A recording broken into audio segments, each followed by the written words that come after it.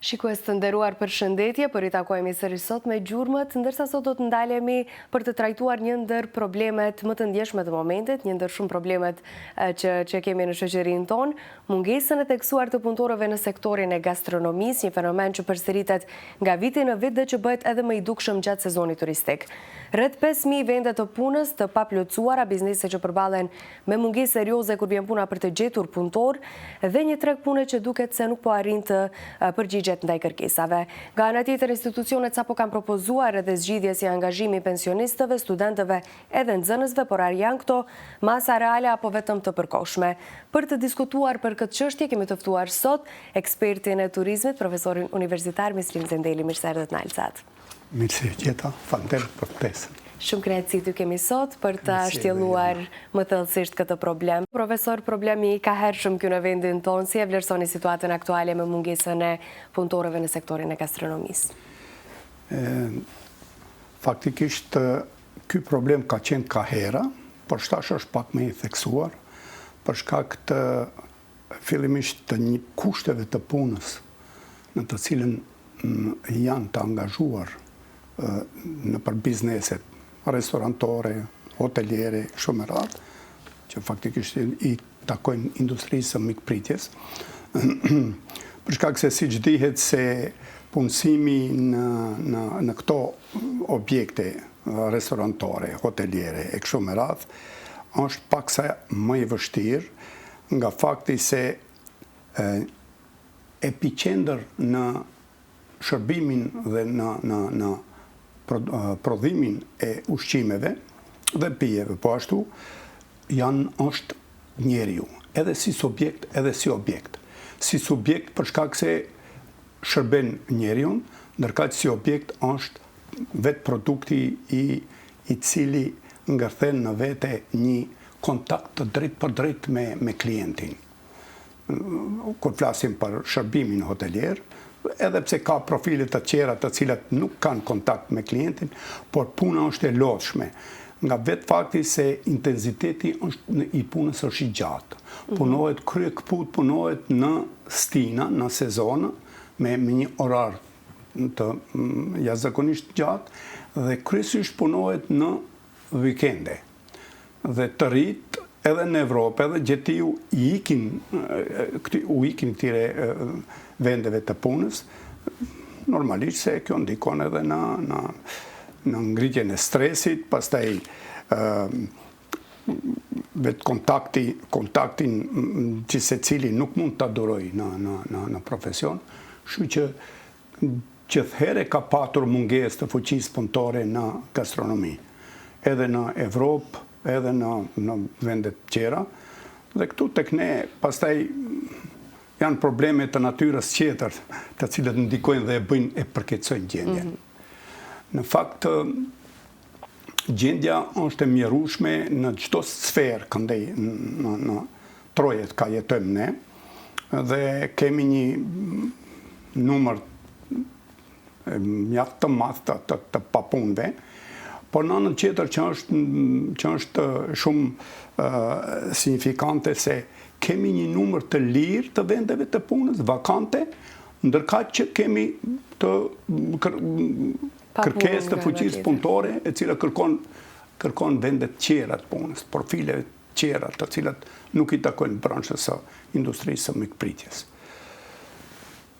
Çdo mend se këtu po të hymë një analizë pak më të thellë dhe ma gjithë përfshirëse, do të shohim se ka faktorë të natyrës objektive dhe subjektive që ndikojnë. Subjektive nga vetë fakti se njerëzit të rritë dhe veçarisht këta të gjeneratës X, Y dhe Z.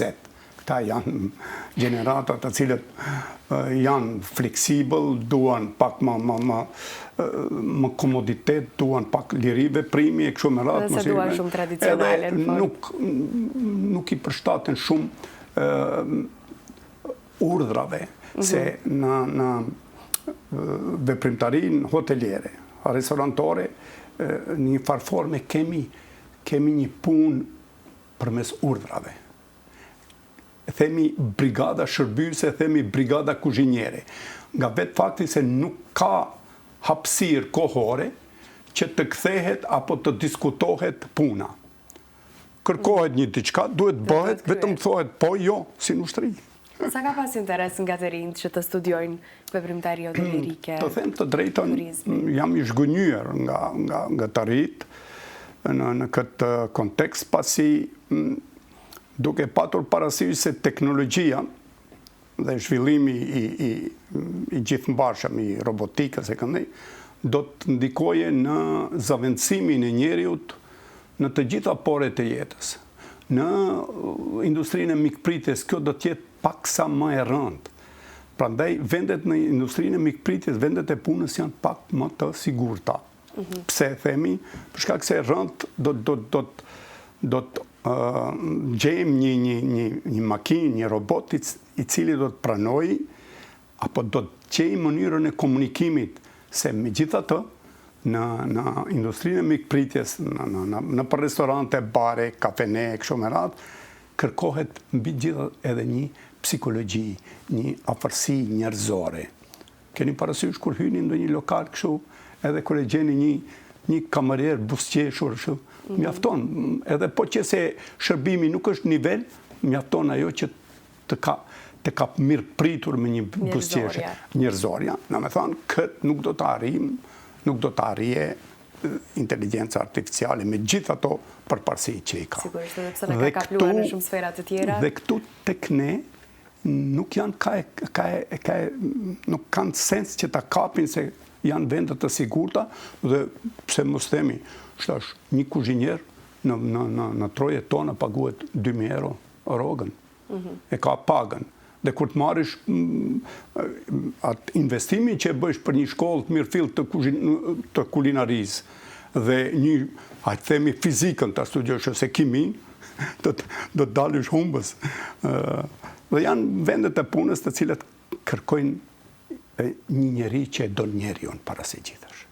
Të gjitha ata që nuk e duan njeriun, nuk kanë çka të kërkojnë në gastronomi, respektivisht në industrinë e mikpritjes. A ka të bëj fakti se jo shpesher në tregun e punës tonë, në sektorin e gastronomisë kërkohet diplom, kërkohet fakultet, shumica punësohen edhe pa pasur, pa qenë kompetent për këtë sferë. A ka ndikuar kjo në do shta mos interesimin e të rinjeve për ta studiuar këtë fushë? Në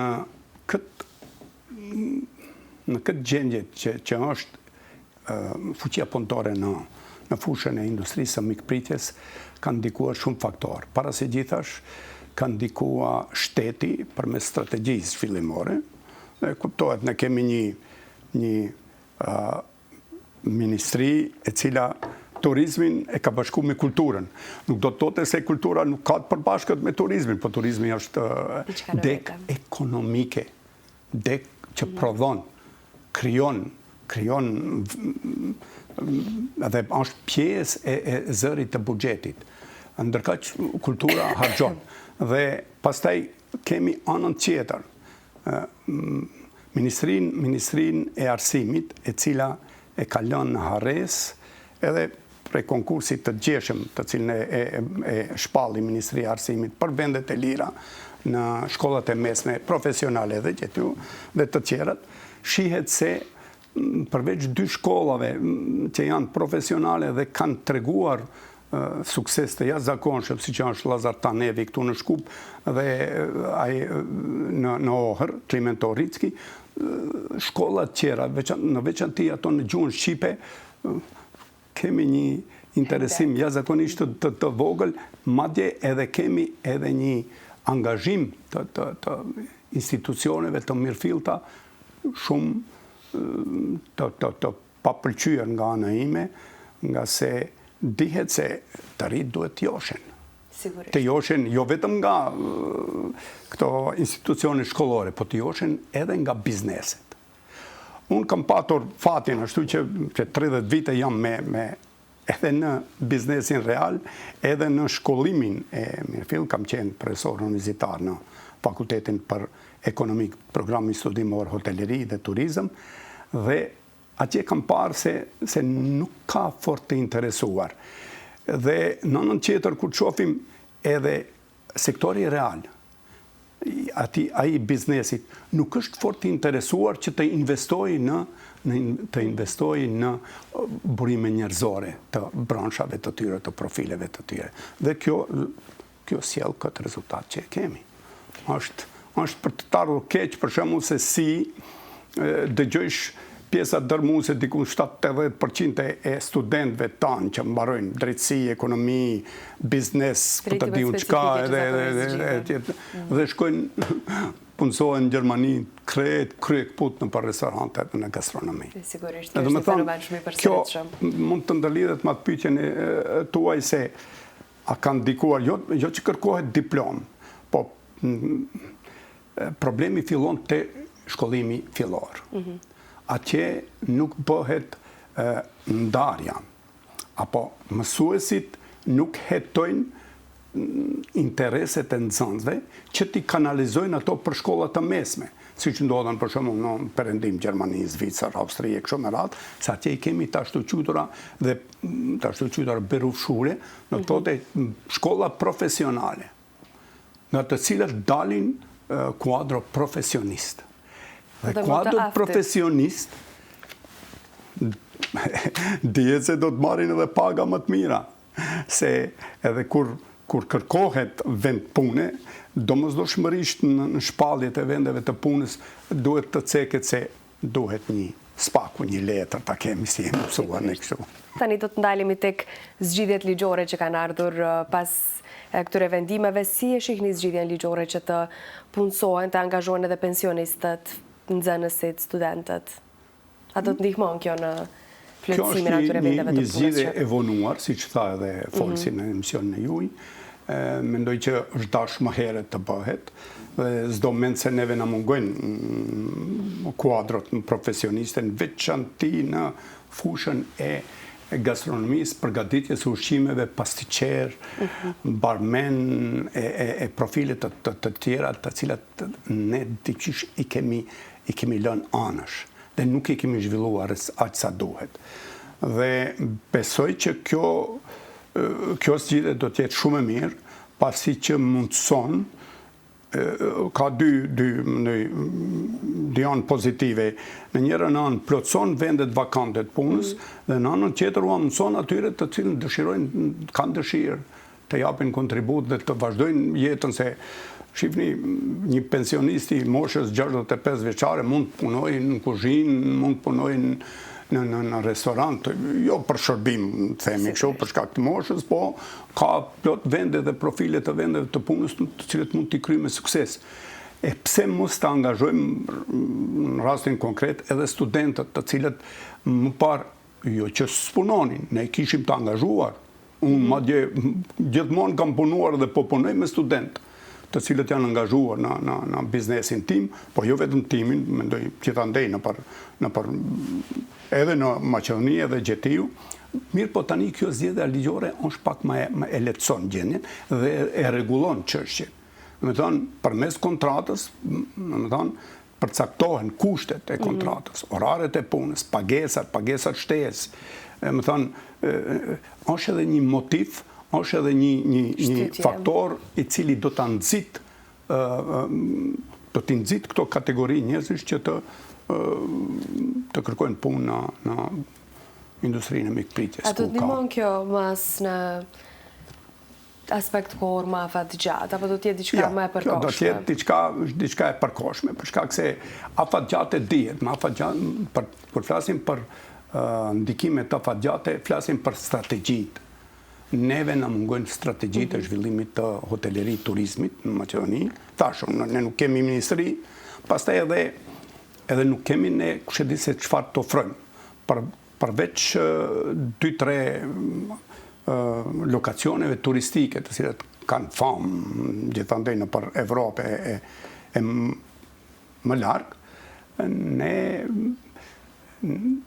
diqysh nuk e kemi sensin e zhvillimit të gastronomisë si që kanë vendet e zhvilluara. Për shembull, shkojsh në Itali, ata janë vende turistike, po megjithatë edhe qytetet dhe vendet ku nuk janë turistike ato e zhvillojnë. Për shkak se kanë një prirje dhe kanë edhe shkollimi e bën punën e vete. Edhe ky aspekt ndikon shumë pas edhe në zhvillimin e vetë turizmit të vendit, për shkak se i afron njerëzit edhe normal, të vi. Pa fuqi të mirëfillt, kompetente, punëtore, nuk zhvillohet asnjë veprimtari. Në veçanti kjo e hoteleri turizmit, e cila kërkon njerëz megjithatë të shkolluar. Gjithandej në përbot, shkollat janë krijuar për të mësuar diçka, për të kriju njerëz kompetent, që u duhet aftësi psikomotorike, aftësi të njohjes së gjërave, dijeve, metodave, teknikave të shërbimit, teknikave të gatimit. Ne mos shihni çfarë oferte gastronomike kemi në për qytetet tona. Homogene, e një trajtshme, e banale, mos them. Dhe kur këtë e ballafaqosh me ofertën, se normalisht oferta krijon edhe kërkesë. Në treg gjithmonë është ose kërkesa ose oferta paraprin. Dhe kështu e plotësojnë njëra tjetrën. Ne nuk mund të ofrojmë më tepër për shkak se s'ka kush. Ne kemi angazhuar njerëz të cilët, mos themi, i marrim nga rruga. Nuk krijohen kuadrë të mirëfillta profesioniste nga kalimi prej një profesioni apo prej një drejtimi në drejtim tjetër, nuk shkon. Sa ka ndikuar e gjithë kjo mungesë e stafit në vendet tona turistike, në Ohër, Strug, sa kam pas ndikim në vetë zhvillimin e turizmit, këto aspektet e sektorit e gastronomisë, mungesa njerëzve kompetent? Duket, tani është edhe një diçka tjetër, që lexoj unë ikjen e edhe atyre pak njerëzve kompetent nga, dhe kjo ndodhen nga që bizneset nuk mund të përballojnë këtë pagesë të fuqisë punëtore. Akoma unë çuditem, rri dhe çuditem se si një njeri i biznesit, një kompani që ka, një restoran që ka, nuk e kupton se fuqia punëtore është kapitali kryesor. Njerëzit janë kapitali kryesor. Nëpërmjet tyre ti fiton, faktikisht njerëzit i lëvizin, pjatat, thikat, gjithë e bën njerëzit. Nuk është normal që kapitali qoftaj financiar, apo pronësor, apo kapitali i këtyre thuja medjave të cilat hynë në këtë mes, nuk mund të krijojnë vlera të shtuara. Vlerën e shtuar e krijon njeriu. Andaj, unë gjithmonë kam patur edhe shumë raste kur njerëz që kanë hotele, sende dhe kanë ardhur te unë dhe profesor, ma gjej një menaxher kështu. Siç duhet. Them unë, ne këtu në shkollë, në fakultet, e bëjmë punën tonë.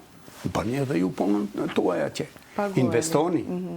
Ne nuk kemi arsim formal dhe kemi arsim jo formal. Arsimi formal bëhet në për shkolla, mirë, po ka mundësi që të bëhet përmes workshopeve dhe seminareve. Po kush shkon sot të shkojë në një seminar, të investojë në një seminar për punëtorin e tij, që ai pastaj ta riktheje 3 fish ose 4 fish, se normal. Pa mos sjell risi në treg, qoftë ai edhe i fushës gastronomike, nuk kemi çka kërkojmë ne. Dhe duket se Struga ka ngel shumë mrapa, mos them, është e fare parancishme, Ohri mbahet dyqysh, po edhe ata shtash që kanë ikë, kanë shkuar, dhe besoj që zhvillimi i turizmit tek ne nuk ka ditë mira. Keni shumë të drejtë kur thoni se investimi tek fuqia punëtore është kyçe, për shkak se mos ta gjojmë larg, kulinaret më të mirë që kemi kanë shkuar jashtë vendit për të kontribuar në vende tjera, më pas neve kur na kujtohet është shumë vonë, na duhet marrim kulinar të huaj për ta plotësuar zbrastirën edhe hendekun. A rrezikohet imazhi turistik? Vetë se është rrezikuar, mos të them, nga ky shërbim jo cilësor, edhe bashkë me këtë zgjidhje ligjore për të punësuar persona jo kompetent të them të kësaj sfere, si studentët që nuk janë në pjesën e sektorit e gastronomisë apo pensiones që duhen thjesht të kontribuojnë. Sa ndikon kjo në shërbim jo cilësor më pas? Kjo pak do të zbute atë dhëmbjen. Dhe do të kontribuoj pak në kapërcimin e gjendjes jashtëzakonisht të rëndë, por afatgjate jo. Për shkak se ne shumë pak shkolla kemi të arsimit dual, apo që i themi, kemi 2 faktikisht, është Lazar Tanevi, si që përmenda e në orë, dhe këto veçanti do ofrojnë kuadro në gjuhën Macedone, sektori biznesor i shqiptarëve në Republikën e Maqedonisë së Veriut do ngele, po ashtu do ngele me njerëz të cilët nuk janë kompetentë. Nuk kanë aftësi, nuk kanë dije, nuk kanë zotësi, nuk kanë, se duhet të kenë kompetencat plota që të marrin që klienti të merret një shërbim cilësor. Prandaj nuk besoj që kjo gjendje do të ndryshojë, të rritë do ikin, si që ikin dita ditës, dhe ne dal nga dal do të kërkojmë një shërbim cilësor më tanë kufirit. E kjo është pjesa më e keqe, besoj që do ta kemi si pasojë. Keni qenë shumë gjatë edhe pjesë e vetë sistemit arsimor. Ka dështuar sistemi arsimor në përgatitjen e kuadrove të duhura, kur vjen puna tek ato që realisht duan të studiojnë këtë sferë? Me plot të drejtë them se ka dështuar. Kam qenë 27 vite në arsim, fillimisht shkollën e mesme, profesionale, në hoteleri turizëm, pastaj në fakultet për turizëm, dhe kam marrë në përfundim se kompetentat nuk i kanë bërë gjën e duhur në këtë drejtim, nuk kanë joshur studentët, nuk kanë motivuar studentët, nuk kanë kontribuar në përmirësimin e kuadrove, vetë kuadrove, për shembull në Universitetin e Tetovës, ne nuk kemi kuadrët mirëfillta të kësaj fushë. Që do të thotë se nuk kanë qenë të interesuar që të nxisin studentët, të çojnë në studime postdiplomike, adjetiu dikun në përbot, e ata të vinë, të sjellin njohuri të reja, dije të reja, dhe në një farë forme të nxisin studentët që ata të përvetsojnë këto dije dhe të avancojnë gjendjen e gastronomisë apo, si që themi ne, industrisë mikpritjes. Është një fenomen i rrallë që ndodh këtu tek ne, se tani për tani të rritë janë të dhanë mbas letrave, jo mbas dijes. Dhe kjo është të shpruse. Madje janë shumë e dhimbshme se në fakt letra nuk të punëson. Në CV-n tënde mund të shkruash çka të duash. Mirë po, në vendet, në biznesin real kërkohet shkatësi, zotësi për realizimin e një detyre. Nuk mund të thush kam un diplom, por nuk di të barti pjatat, ose nuk di të gatuj salcën peshamel, ose nuk di të bëj një koktej, ose një diçka. Nuk mban. Biznesi real kërkon dije, kërkon shkatësi. Ta jep edhe fizike, edhe psiqike. Më tepër kërkon aftësi profesionale. Se pa një profesion të mirëfillt, sa do i zhdërvjell të jetë i riu. Edhe në komunikim, por megjithatë dijet profesionale janë shtyllë e një karriere të mirëfillt të një njeriu të ri sot. Unë jam i kënaqur nga ajo që kam arritur, për shembull, në gjithatë unë kur ika studioj hoteleri turizmi në Orë, në vitet 82 kam marru, gjithë thonin, qa ka shku ky andej këndej, ka shku për kamarier. Dhe kështu ishte ajo. Edhe pastaj përvoja ime në Zvicër, solli apo mbështolli, apo thithi, edhe gjëra të reja të cilat ne nuk i kemi edhe sot e kësaj dite këtu. Dua prap të hy tek përvoja juaj, përvoja shumë e rëndësishme dhe shumë kyçe për të pas sukses në një sferë.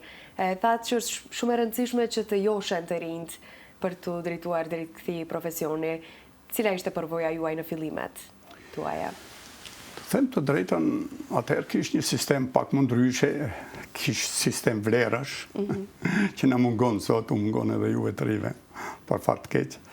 Dhe që secili zgjedhte profesionin konform dëshirave dhe mundësive që i kishte që me të cilat. Mua më ka rastis që prindin e kam patur kuzhinier, me famë në rreth aty, edhe kam ditë se në përzgjedhjen e profesionit është shumë me rëndësi të jesh në profesion, para se të zgjedhish. Dhe më thonë, po që se e shef veten, si kur studentët e mjekësisë, për shembull, kur hynë në ato eksperimentet e prerjeve, ai që nuk mund t'i përballojë, del për mjekësisë e len. Edhe këtu në industrinë e mikpritjes, të rit duhet të hynë brenda që të joshen. Unë e kisha këtë mundësi. Dhe thash, pse mos vazhdoj rrugën e babait tim, i cili ndjes pas la një mbres në rrethin e Tetovës, pasi atë bot edhe s'kishte, numëroheshin gishta, edhe sot s'ka, për fat të keq. Sot numërohen gishta kuzhinierët e mirë, si që thash, paguhen shumë mirë dhe janë shumë të kërkuar. Jo vetëm kuzhinierët, dhe picierët, edhe barmenët, edhe kamarierët e mirëfill, se normal që ne, edhe pse tentojmë të zhvillojmë një industri pa dije dhe pa shkollim të mirëfillt. Është e vështirë. Është e vështirë dhe nuk do të arrijmë pamundur. A janë këto problemet e tilla, problemet të tregut të lirë apo të politikave shtetërore që kemi neve? Tregu i lirë jep mundësi, është shumë pozitive. Po politikat duhet të nxisin dhe faktikisht ta kanalizojnë tregun e fuqisë punëtore. Po që se merret një dikastër i ministrive, apo të merret me kultivimin e të rive, po që se ke për qëllim strategjik të zhvillosh turizmin, fillimisht duhet të krijosh kuadrë profesioniste për zhvilluar. Duke filluar prej gidave e deri te recepcionisti, kuzhinieri, kamarieri, kështu me radhë. Secili rol e ka rëndësinë e vet. Secili ka rolin e vet. Jo rastësisht janë gjithatë në shkolla në botë, në veçanti vendet të cilat kanë zhvilluar turizëm mirëfillt. Sloveni, Austri, Gjermani, Francë, Itali, atje shkojnë të rrit, studiojnë, mësohen me metoda të reja, njihen me teknologji të reja, edhe në hoteleri dhe turizëm, edhe në industrinë e mikpritjes përgjithësi ka risi. Dhe këto duhet ndjeken, trendi duhet ndjeket. Pa ndjekjen e trendit, pa mos se çka ndodh në kueshi, në shtëpi, s'bëhet asgjë. A do t'jetë ndoshta i nevojshme këtë që e shohim të pranishme sot në vendet e tona, a do t'jetë nevojshme importi i punëtorëve nga jashtë këtu? Po, do t'jetë. Po, e keqja më e madhe është se përsëri ne do të importojmë punëtorë të jo kualifikuar.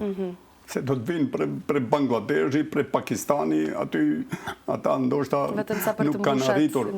Vetëm për numër. Punëtor cilësor nuk do të arrijmë ne të importojmë për shkak se askush nuk i jep. Po të marrësh, për shembull, ja Kroacia, ashtash, joshën të rrit edhe joshën fuqinë punëtore, edhe nga Maqedonia. Për shembull, flitet se pjesa dërmuese e punëtorëve të kualifikuar nga rajoni i Ohrit, të shkojnë punën në çka bëhet, si joshën, me kushte të mira, me paga të mira, me orar fleksibël, jo orar që ti duhet vish në orar të punës, apo me joshjen në veçanti të gruas, e cila deri para disa kohe ishte fare e padiskutueshme që grujat punojnë në hoteleri, në restorantori. Po shtash është e domosdoshme dhe shumë mirë e ka gjetë vetveten. Dhe ja që këto kur bëjnë një hap të tillë, ne kot se do të importojmë fuqi punëtore të pa kualifikuar. Nuk na kryen punë. Sa është e nevojshme, ose na duhet më shumë bashkëpunim edhe mes bizneseve dhe shkollave për të kriju një praktikë më efikase? Arsimi, veçanërisht ky dual, arsimi dual, shkollave të mesme, sa ty krijon profilet më të mëdha. Profilet e kuadrave profesioniste janë të arsimit të mesëm. Ndërkaq ato menaxheriale janë të arsimit të lartë. Neve na mungojnë të dy kategoritë. Po domosdoshmërisht edhe sektori real, do të thonë bizneset, duhet t'japin maksimumin, po jo vetëm ata. Duhet t'japin maksimumin edhe institucionet e mirëfillta, qoftë ato në dikastret përkatëse, për shembull siç është Ministria për Kulturë dhe Arsim, po edhe të tjerët që të kyçen dhe të përpilojnë strategji zhvillimore, se si do t'joshin të rit, se si do t'i nxisin ata që të futen në këtë branshë, në këto bransha në përgjithësi dhe të gjejnë vetveten. Se po që se i ke një pak të mirë këtu, një orar fleksibël që të përshtatet kushtet të mira të punës, se ato luajnë. Sigurisht. Pastaj sigurimi në vendin e punës po ashtu është shumë i rëndësishëm, veçanti në për kuzhina, se kuzhinat janë pak me rrezikshmëri më të lartë. Duhet tentohet gjithmonë që punëtorit të ofrohet sa më shumë që është e mundur që ai pastaj të ngellë dhe të jap kontribut në biznes. Pa thashun, vetëm fuqia punëtore, vetëm njeriu është investim. Tjerët janë para dhe kapital. Kapitali njerëzor, burimet njerëzore janë investimet më të mira, po dëshmon, jo rastësisht tash kemi në secilën disiplinë shkencore, kemi menaxhimin me burimet njerëzore. Jo rastësisht është dale. Do të thonë, burimet njerëzore janë ajo qelësi suksesit dhe mos suksesit në çdo biznes. Veçanërisht në pjesën e kësaj veprimtarisë shërbyese, siç ku takon ky sektori hotelëri turizmi, ose veprimtari shërbyese. Edhe pse ka vende të caktuara ku kemi edhe prodhim, për shembull pasticeritë, këtë kuzhinë e send, kemi edhe prodhim, po kryesisht janë shërbime. Jemi drejt fundit të bisedës, dua shumë shkurt të ndalem, pra njush keni disa libra veprimtaria juaj të them, ta ndajmë edhe me shikuesit nëse mundet. Menaxhimi me burimet njerëzore në industrinë e mikpritjes.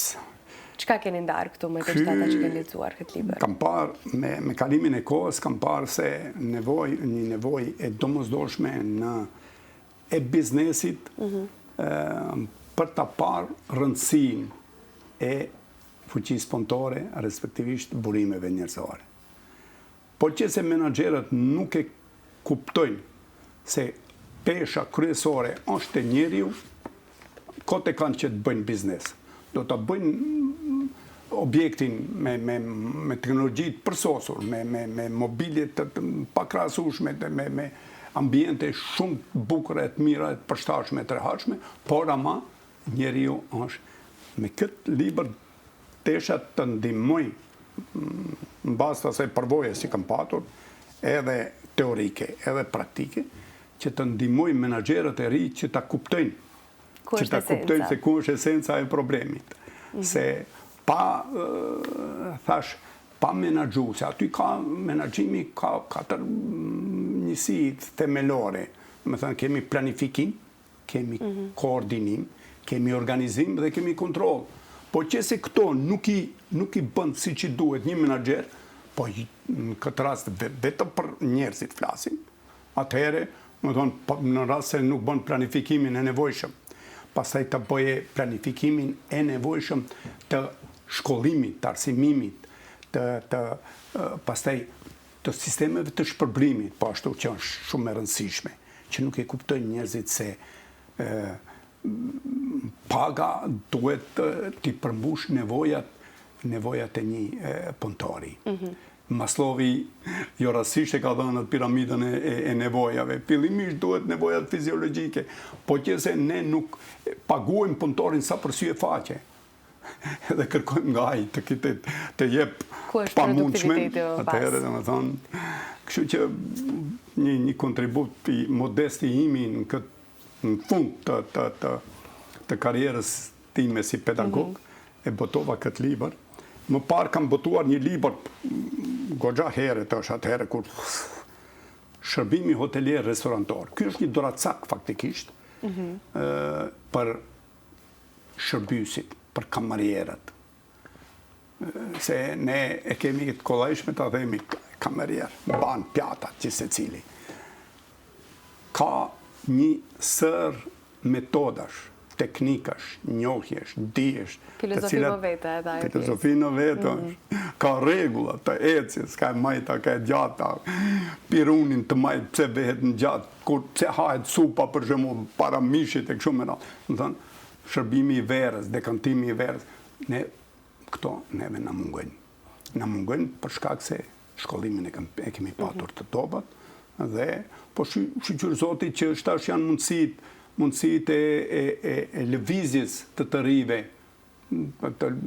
jashtë vendit, në Evropë, e gjetiju, të shkoj të marrë eksperienca, të mësoj me një shkollë profesioniste. Por kush do të kthehet më pas, këtu është problemi. Shkollat e mira në hoteleri janë goxha të çmueshme. Edhe duhet pagesat të mira. Dikund në Lozan duhet pagush 45.000-6.000 euro për një semestër.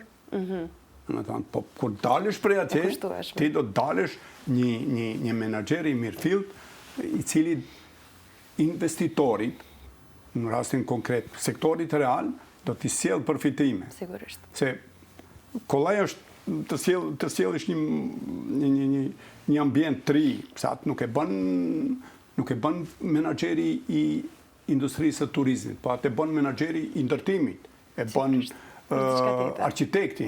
Në këtë rast, arkitekt për veprimtarinë tonë duhet të jenë menaxherët e mirëfillt. Profesionalizmi nuk ka të paguar, edhe i falenderoj shumë për të gjitha ato që tha deri më tani. Jo rastësisht gastronomia është një ndër sferat më të rrezikuara, me ca kam lexuar, është shumë vështirë ta mbash një biznes ashtu siç duhet, edhe të qëndroj të ketë një gjatësi më të madhe. Ishte një ndër bisedat më të bukura, më përmbajtësore që kam pas. Faleminderit shumë për kohën. Faleminderit edhe juve për ftesën. Suksesën ta. Faleminderit shumë. Shikues të nderuar, me kaq e përmbyllim edhe këtë emision. Deri në takimin tonë të radhës, bashkë mirupafshim.